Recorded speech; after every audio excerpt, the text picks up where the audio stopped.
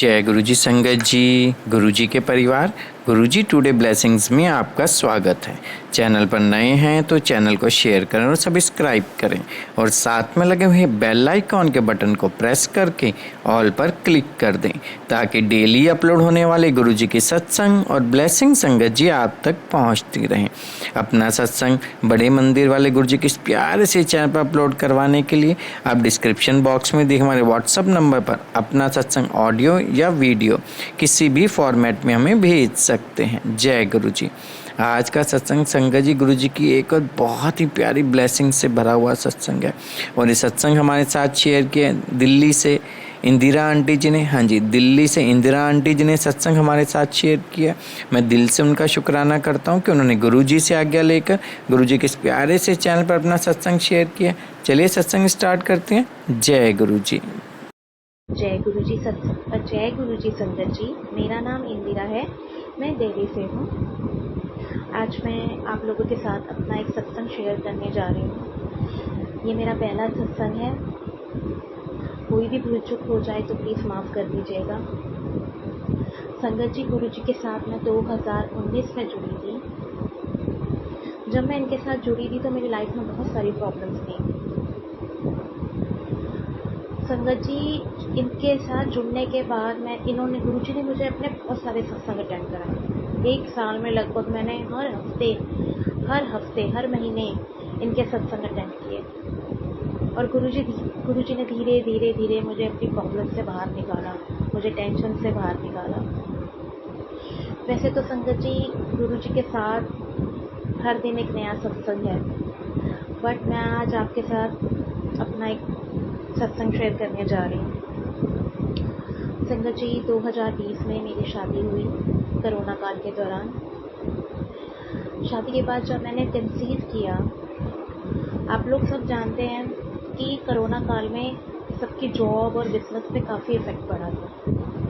इसी दौरान मेरे हस्बैंड की भी जॉब चली गई और संगत जी, मैंने उसी टाइम कंसीव किया हुआ था और आप सब जानते हैं कि उस टाइम स्कूल नहीं ओपन होते थे और मैं स्कूल में टीचर थी।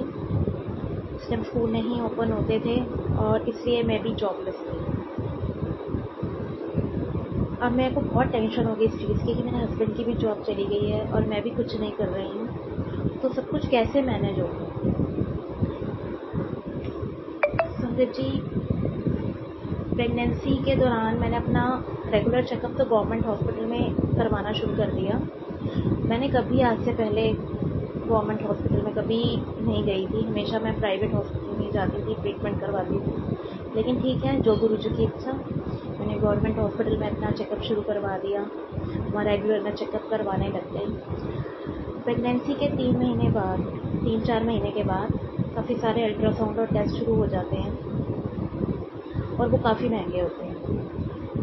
और संगत जी, मेरी कंडीशन इतनी ज़्यादा ख़राब थी कि मैं वो टेस्ट करा नहीं सकती। इतनी ज़्यादा पैसों की तंगी थी कि मैं वो टेस्ट नहीं अफोर्ड कर सकती थी और मैं किसी से भी पैसे उधार लेकर या पैसे मांगकर नहीं करना चाहती थी कुछ भी। एक दिन संगत जी, मैं बहुत रोई और मैं गुरुजी के स्वरूप के आगे जाके खड़ी हो गई। मैंने उनसे बोला, गुरुजी, ये बेबी आपने ब्लेस किया है मुझे, आप बताओ गुरुजी, मैं क्या करूं। मेरे पास ना तो पैसे हैं, ना मेरे पास ऐसा कोई सोर्स ऑफ इनकम है, कुछ नहीं है गुरुजी। मेरे हस्बैंड की भी जॉब नहीं है। मैं कैसे ये टेस्ट करवाऊं, कैसे ये सब पॉसिबल करूं, आप बताओ। मैंने कहा, गुरुजी, मुझे नहीं पता, मैंने सब आप पर छोड़ दिया है। आपने मुझे मेरा बेबी ब्लेस किया है, अब आप ही को इसकी देख रेख करनी है। सब कुछ मैंने आप पर छोड़ दिया, आप जानो, आपका काम जाने।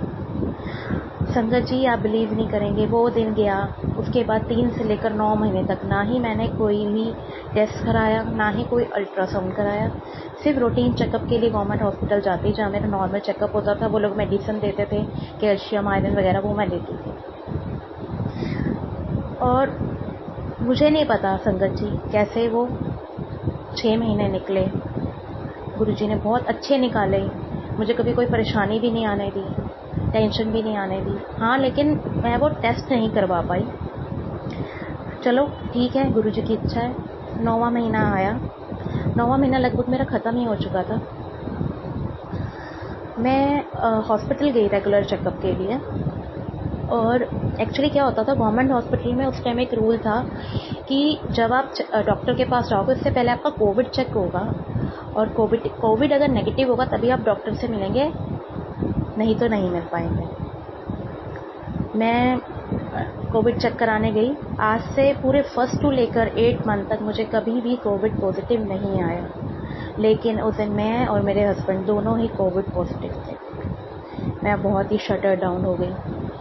मैं इतनी ज़्यादा परेशान हो गई। मैंने कहा ये सब क्या हो गया गुरुजी, क्योंकि हम में ना कोई ही सिम्टम था, ना ही कोई प्रॉब्लम हो रही थी, बिल्कुल सही थे हम दोनों। और हम पूरी प्रिकॉशंस लेते थे, लेकिन फिर भी कोविड पॉजिटिव आ गया। मैंने कहा नहीं, हम दूसरी जगह से एक बार टेस्ट करवाते हैं। हम दूसरे गवर्नमेंट हॉस्पिटल गए, वहाँ से हमने भी टेस्ट कराया, वहाँ से भी हम दोनों पॉजिटिव ही हुए।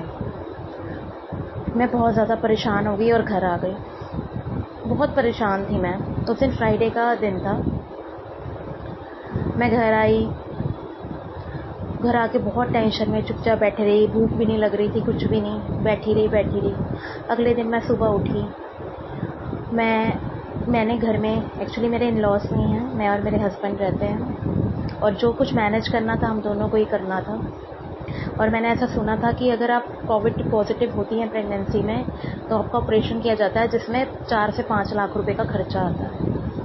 और मेरी फाइनेंशियल कंडीशन तो बिल्कुल भी अच्छी नहीं थी। 4 से 5 लाख रुपया तो मैं किसी भी हालत में कहीं से भी अरेंज नहीं कर पा सकती थी।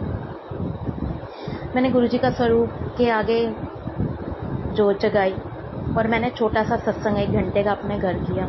मैं बहुत रही गुरुजी के आगे। मैं कहा गुरुजी प्लीज़, आपने इतना टाइम ठीक ठाक निकाल दिया, प्लीज़ आगे भी इस चीज़ को ठीक निकाल दो, क्योंकि अगर मुझे कोविड है तो मेरे बच्चे को भी इसका असर ज़रूर होगा। उसी रात, शनिवार की रात, मेरे को हल्के हल्के लेबर पेन शुरू हो गए, क्योंकि मेरा ऑलरेडी 10th मंथ शुरू हो चुका था। रात को 10 बजे मेरे हस्बैंड मुझे बाइक पर लेकर, हमारे पास गाड़ी नहीं है तो हम बाइक पर, मेरे हस्बैंड मुझे लेकर हॉस्पिटल गए। उन हॉस्पिटल वालों ने मुझे दूसरे हॉस्पिटल रेफ़र कर दिया, दूसरे से तीसरे, क्योंकि उन दिनों कोविड की दूसरी वेव आ चुकी थी और सारे हॉस्पिटलों को कोविड वार्ड में शिफ्ट कर दिया था। तो वहाँ पे डिलीवरीज होना पॉसिबल ही नहीं हो पा रहा था। मैं से एक से दूसरे तीसरे हॉस्पिटल, प्राइवेट हॉस्पिटल में तो जाने की मेरी हैसियत नहीं थी, इससे गवर्नमेंट हॉस्पिटल में मैं हर जगह धक्के खा रही थी। जितने गवर्नमेंट हॉस्पिटल थे मैं सब जगह गई, किसी ने कोई भी मेरी डिलीवरी करने को तैयार नहीं हुआ। इतने में मेरी सिस्टर का फ़ोन आया, उन्होंने कहा तू यहाँ आ जा। मैंने एक छोटा सा नर्सिंग होम देखा है, वहाँ पे उनसे बात करी है, वो लोग डिलीवरी कर देंगे। तो मेरे पास पैसे नहीं थे, लेकिन फिर भी मैंने कहा चलो ठीक है, गुरुजी की इच्छा होगी। मैं और मेरे हस्बैंड वहाँ चले गए। वहाँ जाके देखा, सोचिए संगत जी, पूरे कोविड का टाइम था और वो नर्सिंग होम पूरा खाली, एक भी पेशेंट नहीं था। वहाँ पे 3 नर्सेस थी, एक रिसेप्शनिस्ट थे, और उन्होंने उस टाइम एक डॉक्टर को बुलाया। उन्होंने मेरा चेकअप किया, उन्होंने कहा वेट करना पड़ेगा। थोड़ी देर बाद उन्होंने मेरा ऑपरेशन किया और सुबह 3:30 बजे मैंने एक गुरुजी की ब्लेसिंग्स मिली। मुझे एक बेटे के रूप में गुरुजी की ब्लेसिंग्स मिली। उन्होंने मुझे एक बेटा ब्लेस किया। थोड़ी देर बाद डॉक्टर्स ने कहा कि इसे नर्सरी में रखना पड़ेगा, क्योंकि उसने पेट में पॉटी कर दी थी, जिससे उसको इन्फेक्शन होने का डर था। और कहा कि ये नर्सरी हमारे यहाँ अवेलेबल नहीं है, आपको मैक्स हॉस्पिटल जाना पड़ेगा। मैक्स हॉस्पिटल में डेली का चार्ज 5000 रुपीज़ पर डे था, जो मेरी पहुंच से बिल्कुल बाहर था। उन्होंने कहा था मैक्सिमम 10 to 15 डेज इसे रखना पड़ेगा। मैंने गुरुजी से अरदास की। मैं कहा गुरुजी आपको सब पता है, अब आप कुछ करो। आप मानेंगे नहीं संगत जी, 2 घंटे के अंदर अंदर मेरा बेबी बिल्कुल ठीक ठाक, डॉक्टर्स ने मेरे पास लाके दे दिया कि आपका बेबी बिल्कुल ओके है। गुरुजी की इतनी मेहर हुई, संगत जी इतनी मेहर हुई।